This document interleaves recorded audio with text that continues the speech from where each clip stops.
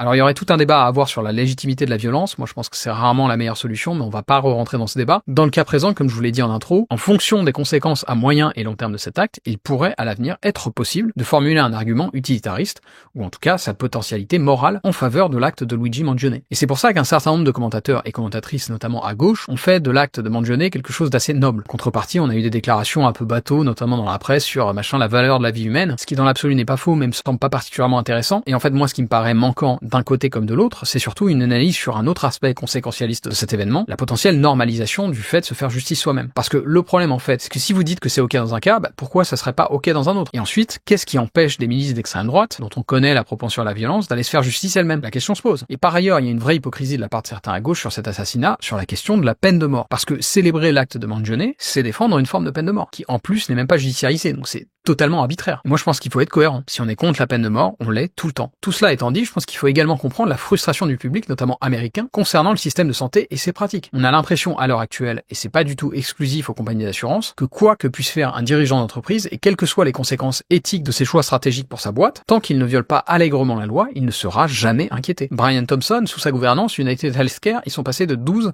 à 16 milliards de profits, notamment en étant l'une des pires compagnies d'assurance américaines en termes de taux de refus de remboursement des soins, qui sont estimés par plusieurs sources, dans leur cas, à plus de 32%. Vous imaginez? Ça veut dire qu'environ une demande de remboursement sur 3 auprès d'eux est refusée. Gardez en tête que les frais de santé aux États-Unis, c'est un peu comme la scolarité privée, ça rigole zéro. Donc c'est pas des petits montants. Et encore une fois, j'énonce tout ça pas pour dire que c'est bien ce qu'a fait Mangione, mais pour essayer de comprendre les causes et les conséquences possibles de son acte. Pas tant pour les États-Unis d'ailleurs, parce que moi en fait c'est pas mon pays et donc ça m'intéresse que relativement, mais aussi du coup pour ce que ça veut dire pour nous en France. Depuis plusieurs décennies maintenant, le modèle social français est pris d'assaut par une partie de nos soi-disant élites, dans le but plus ou moins assumé d'en faire quelque chose de moins solidaire, quelque chose d'un peu plus proche du modèle américain, basé sur un idéal méritocratique auquel personnellement je ne crois pas du tout. Alors oui, on en est encore loin en France, mais on va dans cette voie. La santé, l'éducation, les retraites, le chômage et même dans une certaine mesure les transports ou l'énergie, tout ça, ce sont des secteurs dans lesquels nos dirigeants successifs ont rogné en partant du principe que l'État-providence, c'est une mauvaise chose. Alors moi, je vais pas faire semblant d'être compétent en économie, j'y connais pas grand-chose. Ce que je connais un peu mieux, c'est la philo. Et philosophiquement, en particulier moralement, parce que la morale c'est un pan de la philosophie, je pense qu'on fait une grave erreur si on considère que le modèle social français, comme on a pu le connaître par le passé, ne mérite pas d'être préservé. Je pense qu'on fait une grave erreur si on considère que tous les secteurs doivent être dans des logiques de profit, de marge et de concurrence. Il suffit de regarder ce que ces changements de paradigme ont occasionné dans les EHPAD ou dans les crèches. Il y a des secteurs qui doivent échapper à ces logiques-là. Il y a des secteurs dont l'objectif ne devrait pas être le profit. Et ceux que j'ai énoncés, je crois, en font partie. Et justement, ces choix philosophiques, c'est un peu le thème central du pavé de Thomas Piketty, Capital et idéologie. Et pour conclure l'épisode, je voulais vous lire plusieurs extraits de ce bouquin.